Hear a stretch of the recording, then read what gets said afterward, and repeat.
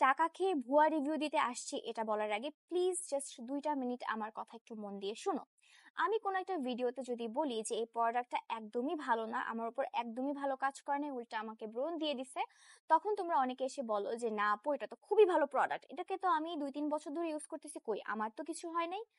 আবার ধরো আমি বললাম যে এই প্রোডাক্টটা আমার উপর বেশ ভালো কাজ করছে, এটা খুব ভালো, তোমরা যারা যারা এই টাইপের স্কিনের এই প্রবলেমে ভুগতেছো you can try it also. সেখানে কজন এসে বলো আমাকে তো এটা একদমই স্যুট করে নাই, কই আমি 2-3 বছর ধরে ইউজ করতেছি, 2-3 মাস ধরে ইউজ করতেছি, আমি তো কোনো রেজাল্টই পাইলাম না, এরকম তোমরা অনেকে এসে বলো। তখন আমি তোমাদেরকে জাস্ট একটা জিনিসই বলতে চাই, ইটস কমন সেন্স। আমাদের সবার স্কিন টাইপ একরকম না, সবার স্কিনে প্রবলেম একরকম না। কিছু কিছু মানুষকে দেখবা তারা যদি হুইল সাবান দিয়ে, হুইল সাবানই বাদ দাও, চাকা বল সাবান দিয়ে যদি তাদের মুখটাকে রেগুলার ঘষে, তাতেও তাদের একটা বিন্দু মাত্র ব্রণ উঠবে না। কিন্তু কিছু পাবলিক আছে যারা আমার মতো, আমরা যদি খুব দামি দামি প্রোডাক্টও ইউজ করি এবং সেটা যদি আমাদেরকে স্যুট না করে, এরকম পুরো ফেসের মধ্যে ব্রণ এবং দাগ হয়ে ভরে যায়। আমাদের অ্যাকনি প্রোন স্কিন। আর অ্যাকনিতেই থামবে না, আমাদের এই অ্যাকনি আবার নানান টাইপের হতে পারে। ফাঙ্গাল অ্যাকনি আছে, ইনফ্লামেটরি অ্যাকনি, পোস্টুলার অ্যাকনি, নানান রকমের অ্যাকনি।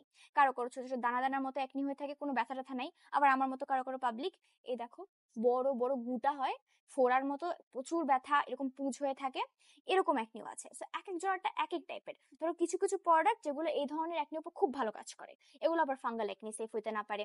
আবার ধরো ফাঙ্গাল অ্যাকনির উপর কাজ করে, এগুলোর উপর কোনো কিছু করে না, দাগের উপর কোনো কিছু করে না। কারো কারো দাগের সমস্যা, কারো কারো স্কিন ডাল হয়ে গেছে, কারো কারো বাইরের ড্যামেজ, এরকম চামড়া উঠে পুরো ফেসে অবস্থা। এক একজনের আসলে এক এক রকম স্কিন টাইপ, এক এক রকম স্কিনের প্রবলেম। সো তুমি তোমার উপর কাজ করছে দেখে সবার উপর করবে এমনটা ভাবলে তো হবে না। আবার তোমার উপর করে নাই দেখে ওটা একদমই জঘন্য সেটা ভাবলেও হবে না।